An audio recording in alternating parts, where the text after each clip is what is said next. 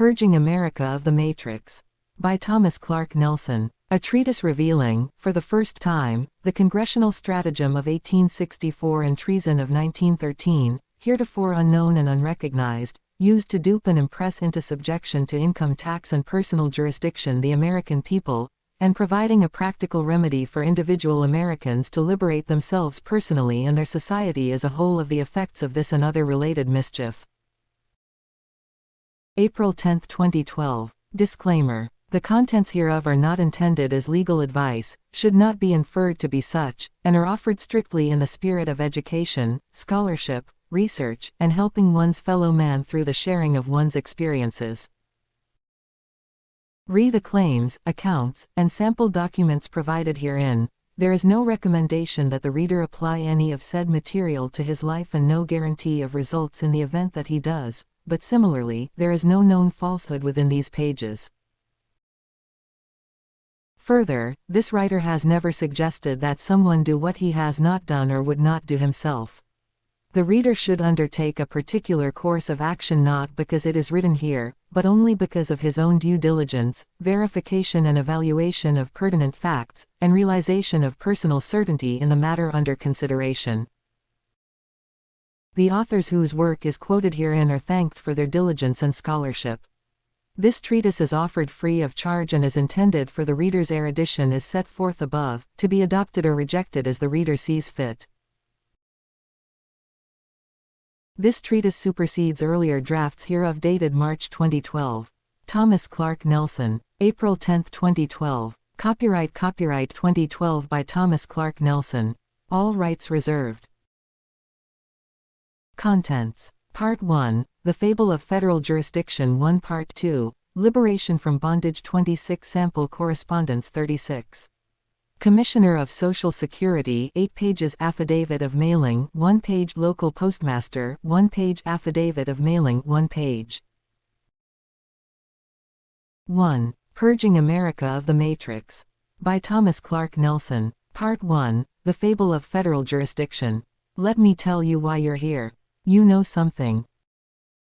What you know you can't explain, but you feel it, you felt it your entire life. Something is wrong with the world. You don't know what it is, but it's there. Like a splinter in your mind, driving you mad, it is this feeling that has brought you to me. Do you know what I'm talking about? Neo, the Matrix. Do you want to know what it is? Neo nods. The Matrix is everywhere. It is all around us even now, in this very room. You can see it when you look out your window or when you turn on your television. You can feel it when you go to work, when you go to church, when you pay your taxes. It is the world that has been pulled over your eyes to blind you from the truth. Neo, what truth? That you are a slave. Like everyone else, you were born into bondage, born into a prison that you cannot smell or taste or touch. A prison for your mind. Unfortunately, no one can be told what the Matrix is. You have to see it for yourself. This is your last chance. After this, there is no turning back. You take the blue pill, the story ends, you wake up in your bed and believe whatever you want to believe. You take the red pill, you stay in Wonderland, and I show you how deep the rabbit hole goes. Interrupting as Neo starts to reach for the red pill. Remember, all I'm offering is the truth. Nothing more. Point 1. Morpheus, circa 2000 AD. Blank. What Americans know and feel is a growing sense of powerlessness over their own destiny. What they cannot explain is the seeming dictatorial legislative power of the United States Congress over their personal lives, liberty, and property, exercised with apparent disregard for, and in contravention of, the unanimous Declaration of the 13 United States of America, Articles of Confederation, Constitution for the United States of America, and Bill of Rights, and executive and judicial branch actors in the United States government poised and only too eager to enforce the provisions of such legislation against them. According to the four aforementioned foundational instruments creating and advancing the United States of America, the United States Congress has no territorial legislative power over the geographical property of the several states of the Union and no personal legislative power over the Americans who reside there. Notwithstanding the indisputable veracity of this statement, executive branch agents of the United States government and personnel of the Internal Revenue Service can be seen running around the several states of the Union asserting and enforcing jurisdiction over the lives and liberty of said Americans. Either said executive branch agents and Internal Revenue Service, hereinafter, IRS, personnel or state-sanctioned serial lawbreakers engaged in organized crime, or there is some other factor, unobserved essentially by all, that provides legal justification for such conduct. 1. The Matrix, directed by the Wachowski brothers, distributed by Warner Brothers. Pictures, 1999. 2. To flesh out the truth in any situation, one must examine things from the beginning, to wit. Cujusque hypotissima pars principium est. The principal part of everything is the beginning point too. Quod prius est varius est, et quod prius est tempori potius est juri. What is first is truest, and what comes first in time, is best in law. Blank. The principal and truest part of the United States of America is the unanimous Declaration of the 13 United States of America, commonly known as the Declaration of Independence, which provides, in pertinent part,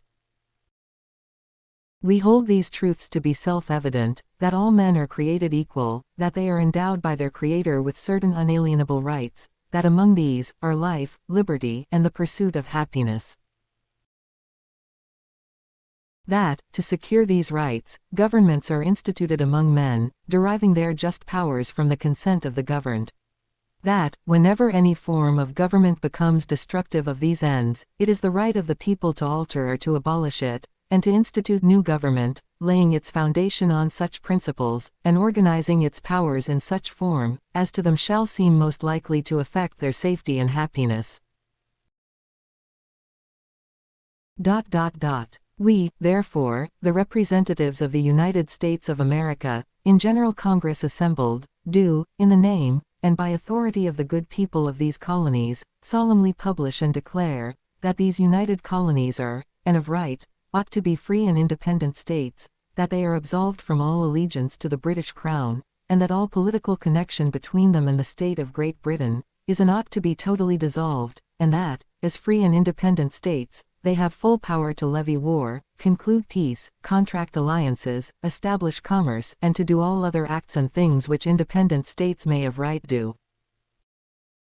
And for the support of this declaration, with a firm reliance on the protection of divine providence, we mutually pledge to each other our lives, our fortunes, and our sacred honor.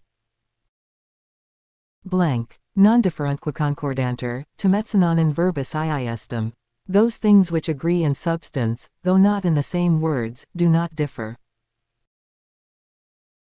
Blank. The unanimous Declaration of the 13 United States of America, composed by some of the most brilliant legal minds in history, creates a trust relation between certain parties and, though not in the same words, agrees in substance with, and does not differ from, what is defined as a declaration of trust, trust agreement, or trust indenture and, more specifically, is a species of trust known as a voluntary trust, to wit. 2 Bouvier's Law Dictionary, 3rd Reverend, 8th ed., S. V. Maxim. Hereinafter, italicized text in Latin followed by its translation in English, signifies a maxim of law, each of which, unless otherwise denoted, is found in Bouvier's Law Dictionary, 3rd Reverend, 8th ed., S. V. Maxim, pp. 2122-2168, defined and described as follows.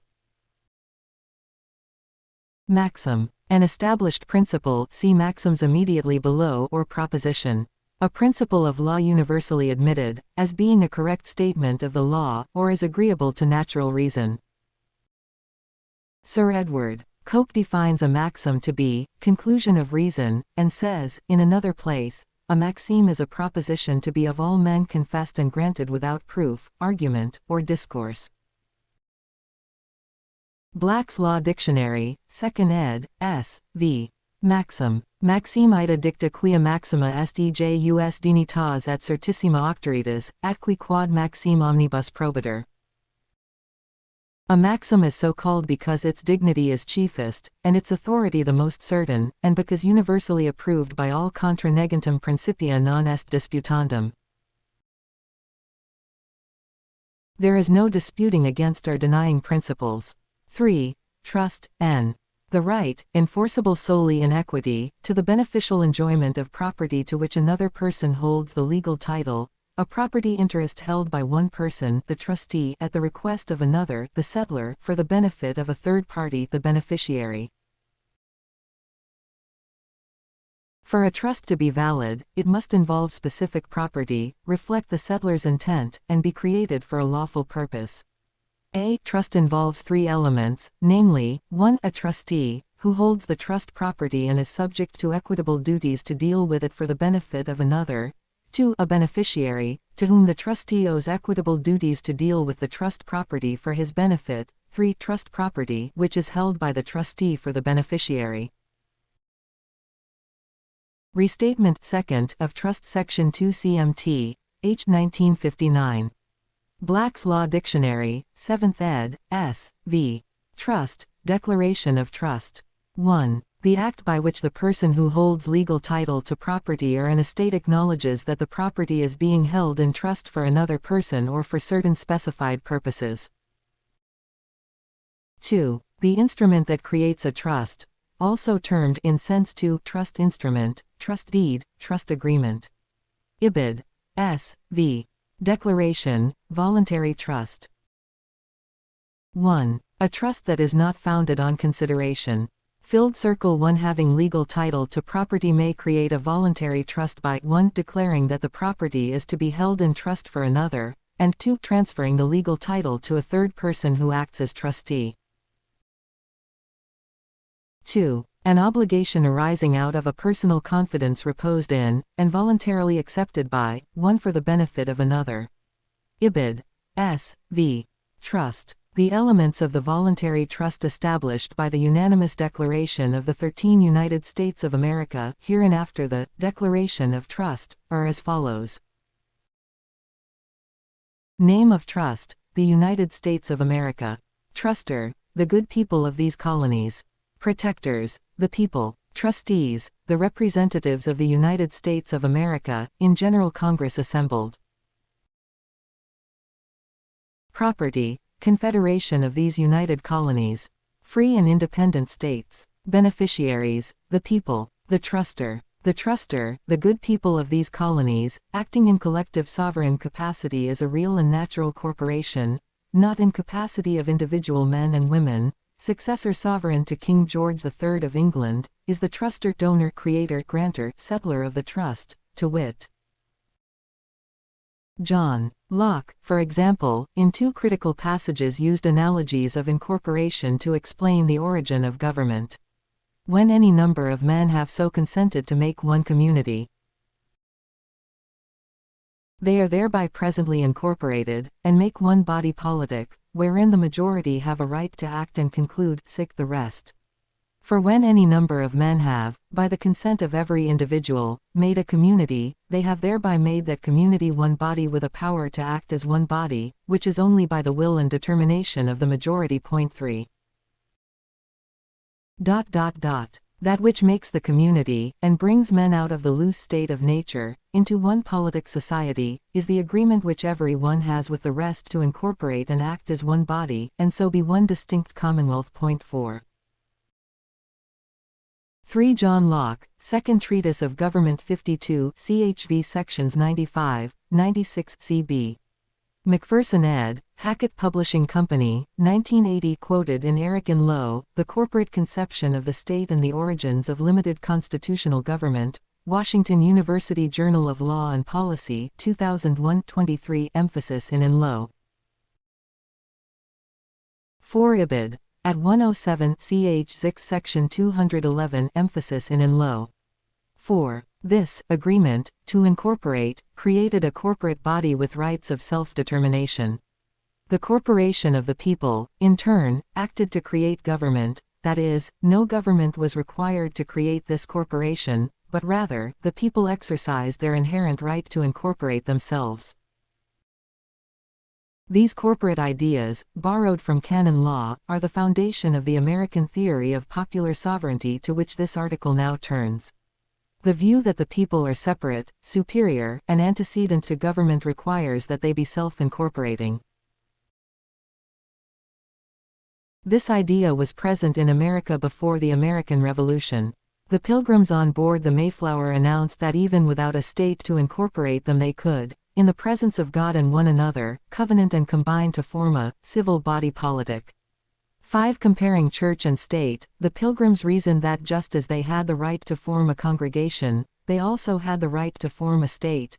A visible church under the gospel is a spiritual body politique, formed by a free mutual consent of believers joining and covenanting to live as members of a society. By such consent,